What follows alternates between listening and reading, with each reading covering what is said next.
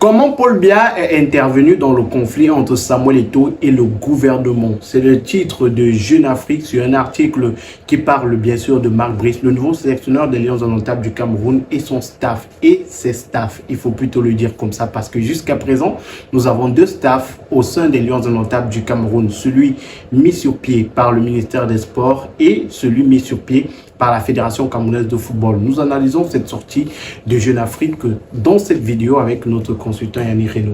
Bonsoir Yannick Reno. Bonsoir mon cher Magique et bonsoir également à tous les abonnés de On Air Media. Bonsoir chers internautes et bienvenue dans ce nouveau contenu. Nous parlons du staff à la tête des Lions indomptables du Cameroun. Avec cette sortie de Jeune Afrique, on va la lire. Jeune Afrique qui dans sa sortie dit que le président de la République a pris position. Comment Paul Biya est intervenu dans le conflit entre Samuel Eto'o et le gouvernement. Le conflit entre la Fédération camerounaise de football et le ministère des Sports semble prêt de se résoudre en grande partie car Paul Biya a décidé de taper du poing sur la table. Ils expliquent, Paul Biya intervient personnellement. Selon les informations de Jeune Afrique, c'est en réalité le président de la République, Paul Biya, qui a pris l'initiative et tenté de mettre un terme au conflit. Une rencontre restreinte avait déjà eu lieu début mai entre le Premier ministre Joseph John Gouté et la FECAFOOT, lors de laquelle le puissant secrétaire général de la primature, Séraphin, autant pour moi, Magloire Fouda, avait exprimé son mécontentement envers Samuel Eto'o, lui intimant d'arranger les choses. Samuel Eto'o avait toutefois maintenu sa décision de nommer son propre staff, Martin Tungu Pilé et David Pagou comme entraîneur adjoint pour accompagner Marc Brice, dont il acceptait cependant la nomination au poste de sélectionneur. Le ministre s'y était toutefois opposé au point que Paul Biya a finalement décidé d'intervenir. Selon nos informations, le chef de l'État a fait appeler Narcisse Molekombi le 13 mai par un de ses plus proches collaborateurs. Le président a fait transmettre au ministre l'instruction d'accepter la solution hybride proposée par la FECAFOOT. Au sein de cette dernière, plusieurs sources voient cette intervention comme une victoire. Le chef de l'État ordonna à Narcisse Molekombi et à son soutien, Ferdinand Ngongo, de céder du terrain. De même source, ce dernier épisode viendrait donc quelque peu renforcer Samuel Eto'o face au secrétaire général de la présidence qui reste toutefois le principal acteur du recrutement de Marc Brice. Jeune Afrique continue. Les deux hommes sont en froid depuis plus d'un an. Leurs relations n'ont fait que se tendre ces derniers mois, tandis que le secrétaire général était accusé de vouloir s'immiscer dans les affaires de la FECAFOOT, censée être indépendante du pouvoir politique, en demandant l'application des hautes instructions reçues de Paul Biya. Ce système de transmission des hautes instructions du chef de l'État est au cœur des critiques adressées à Ferdinand Ngongo, accusé par ses détracteurs d'usurper la fonction présidentielle. Le président de la République a pris position, d'après Marc Brice, d'après Jeune Afrique, dans cette affaire. Oui, alors il faut préciser que Jeune Afrique parle au présent et pas au conditionnel. C'est-à-dire que ça traduit certainement une sorte de certitude, une certitude et même une assurance de Jeune Afrique lorsque nos confrères parlent de cette affaire. Parce qu'en réalité, s'il y avait des doutes, s'ils émettaient quelques doutes, s'ils étaient encore sur des hypothèses, ils seraient peut-être allés sur le conditionnel, ils auraient dit, le président serait intervenu, aurait appelé, aurait demandé, aurait intimé l'ordre. Donc, selon des sources, il se serait passé ceci, mais ils sont dans le présent de l'indicatif, de façon générale. Qui est un terme qui parle beaucoup en termes d'écriture. Ben oui. Donc, à ce niveau, on se demande alors, écoutez, si le président réellement est intervenu, pourquoi la situation semble encore crispée et tendue? Pourquoi est-ce que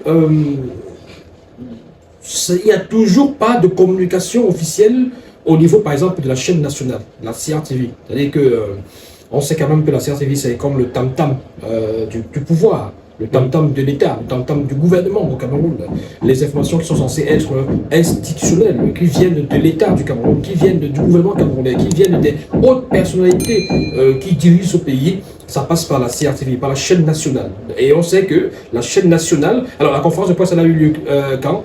Elle a eu lieu bien après les dates avancées par... Non, là il parle du 13 mai. 13 mai, il y a quelques jours selon. Bon, c'est après la conférence de presse. La conférence de presse a eu la semaine dernière, vendredi dernier, je crois, on était le 15, le 7. le 10 par là, le 10. Oui, admettons. Ok, oui, on est d'accord sur les dates. On est d'accord sur les dates.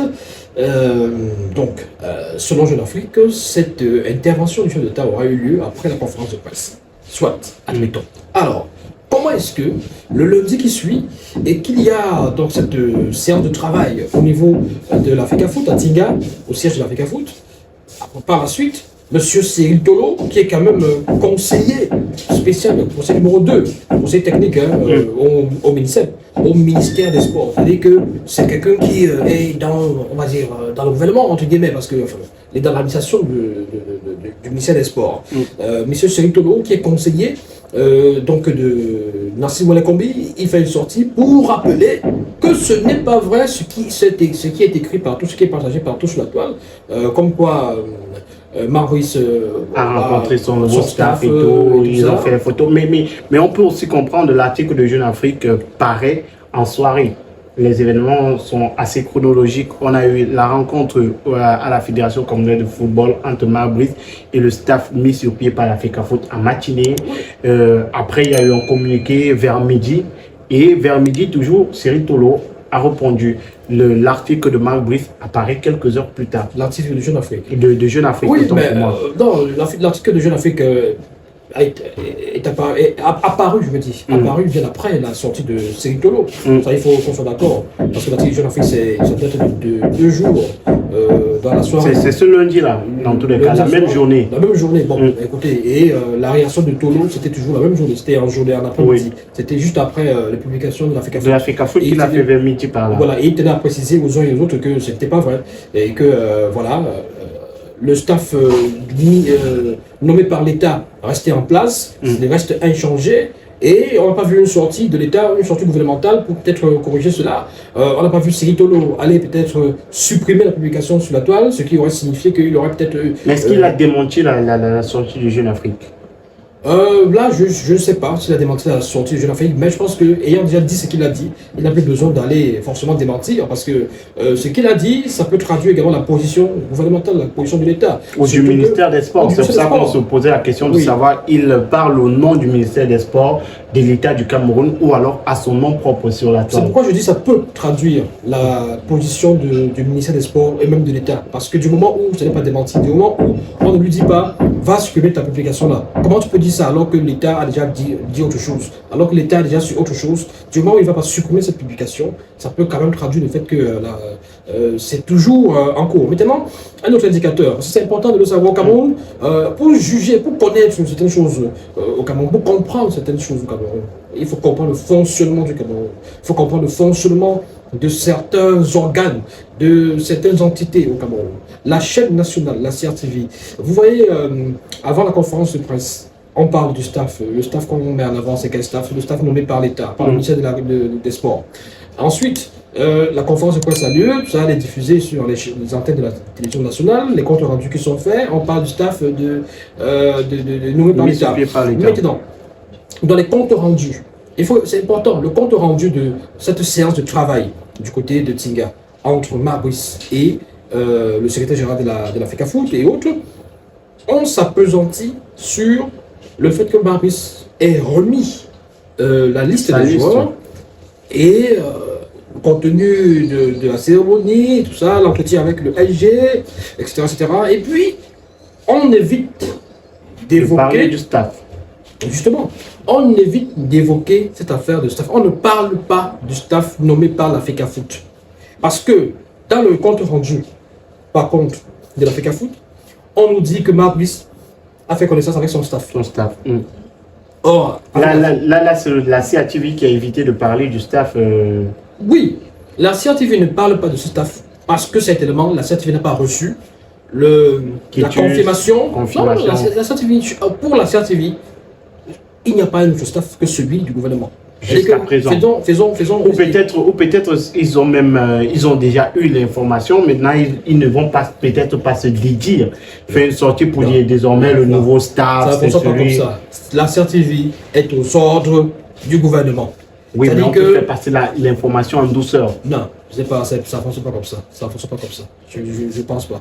Je ne pense pas. Parce que dans le compte rendu, ils auraient même profité de cette réunion à l'Africa Foot pour directement là, ou alors indirectement, injecter la petite dose, la dose homéopathique, sauf que c'est ce même jour-là selon laquelle Maurice a rencontré son staff. Mais je dis bien ceci, le compte rendu, parce que la réunion, il faut se baser sur la chronologie des faits.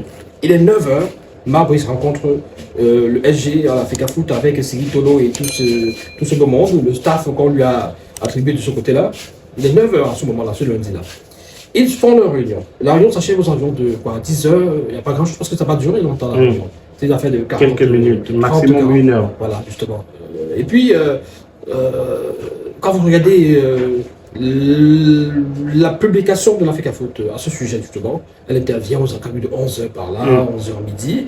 Voilà. Et puis, aux 13 h de la science du Cameroun, et même aux 17 h, vous avez quand même les informations qui sont relayées par la chaîne nationale. Et d'ailleurs, dans ce reportage, parce que je l'ai suivi, parce que j'aime bien suivre les informations, le journal de 13 h et même le 17 h, parfois à 20 h de la CRTV, à radio, voilà. À 13 h, j'écoute attentivement, et puis on nous parle de la réunion qui a lieu à l'Africa Foot, et il était question de remettre la lettre, la liste au SG de l'Africa Foot, pour qu'elle puisse être acheminée à la FIFA et tout ça. Il y a le conseiller technique Siri Tolo qui parle. Là, les propos de Siri Tolo à ce moment-là, c'est même des propos d'avant réunion. Parce qu'on l'interviewe quand ils arrivent à Tinga. Et il donne, selon lui, les grandes lignes de cette réunion. Il dit ce qu'il y aura pendant cette réunion. Voilà, de façon générale. Et donc, dans la suite du reportage, on nous fait comprendre qu'effectivement, il a remis la liste au SG de l'Africa Foot, il a pris connaissance avec le personnel de l'Africa Foot, et on ne vous dit pas qu'il a rencontré son staff. Parce que, à ce moment-là, justement, pour la CRTV, il y a un seul staff. Et ce serait plutôt paradoxal que la CRTV, qui a déjà présenté un autre staff, dise encore que Maurice a rencontré un autre staff, mais alors que l'État, ou le gouvernement si vous voulez, ou le ministère des Sports n'a pas reconnu, c'est mieux de le dire ici, n'a pas reconnu que Maurice a un autre staff pour le gouvernement ou pour le ministère des Sports. Le seul staff, c'est le staff qu'il a nommé. Dans tous les cas, il faut dire qu'on attend de voir la suite, on attend de voir qui sera sur le banc des Lions Indomptables en juin prochain, qui seront les personnes là, qui seront sur le banc des Lions Indomptables en juin prochain, et peut-être l'avenir nous dira, peut-être le ministère ou alors l'Africa Foot qui a d'ailleurs déjà fait ses communiqués, qui a fait ses sorties, peut-être le ministère des Sports fera des sorties dans les prochains jours ou pourquoi pas dans les prochaines heures.